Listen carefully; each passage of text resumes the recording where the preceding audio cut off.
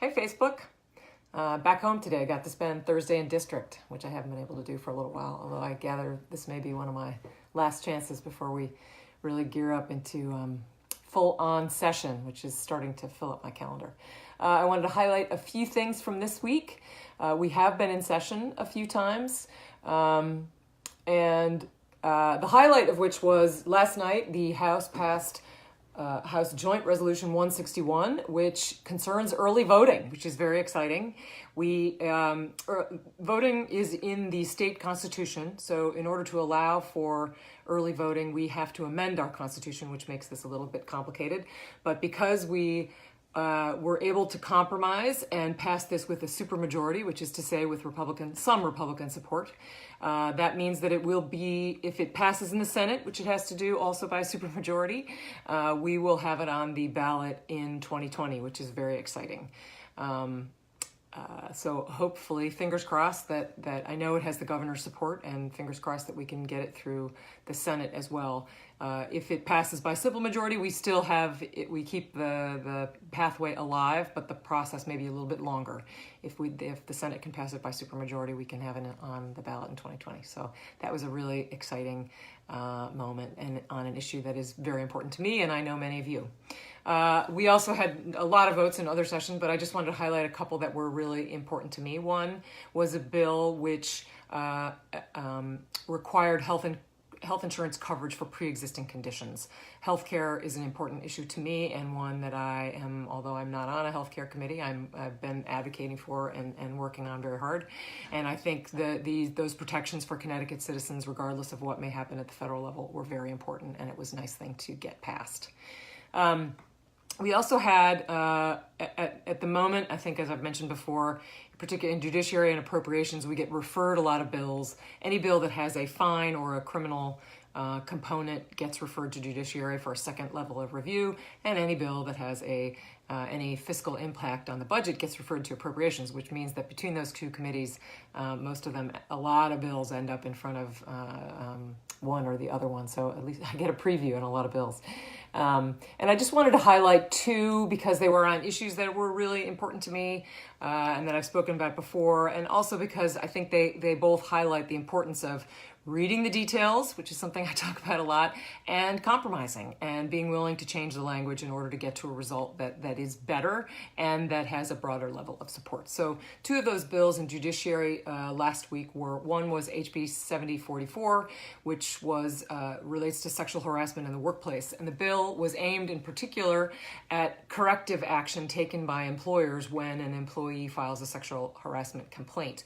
And the bill was focused on making sure that corrective action doesn't harm the employee further.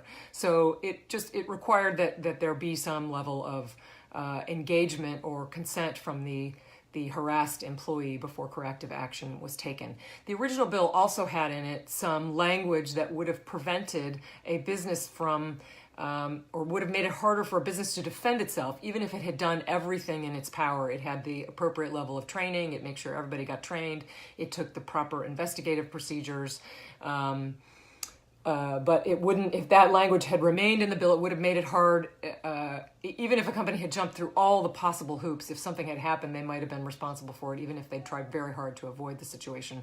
And that felt, to many of us in judiciary, as a step too far. So we amended that language before we passed it out of judiciary. And then there was another bill which didn't pass out of judiciary, which I just wanted to note, and that was SB 990. And it was about fining call centers that move out of the state of Connecticut without notice or without appropriate notice. And this is a little in the weeds here, but it comes out of a desire to protect jobs for Connecticut, which is, of course, a good and understandable goal.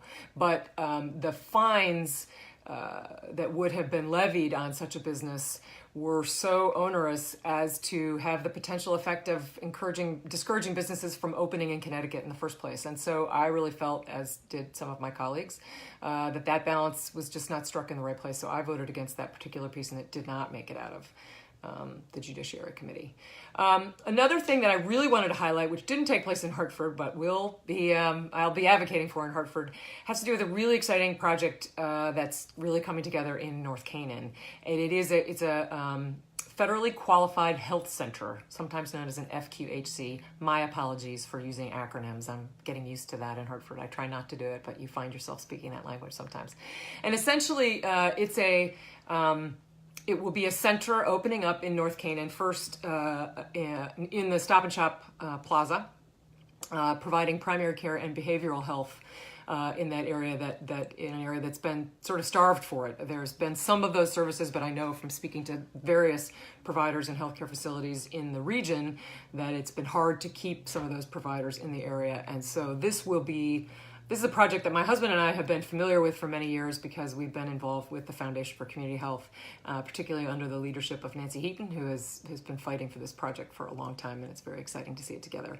Last week I met with Joanne Borduas from the Community Health and Wellness Center in Torrington, which will be spearheading this project.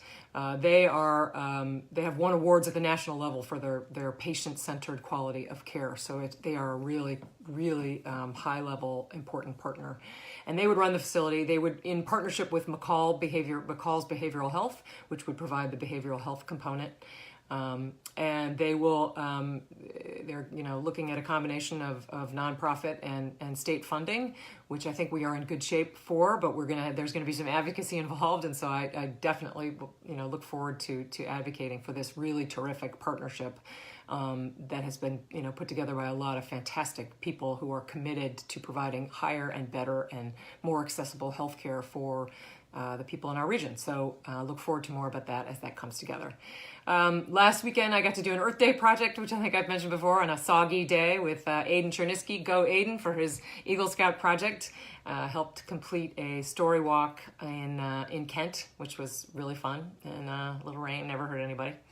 I also attended last weekend a dinner for the Sharon Fire Department, in particular to honor so many people in that community. And in fact, supported by fire and ambulance volunteers from throughout the region at that dinner, but to honor their service to the ambulance service and to the fire department for many years. And I was honored to present a citation to Stephen Witzel for his 25 years of dedication, starting at 14 years old. And I was so impressed by that. But I tell you, he wasn't alone. There was an awful lot of people in that room who are so committed for so many years to serving as volunteers, the citizens of Sharon and the region. So that was a really fun dinner to attend.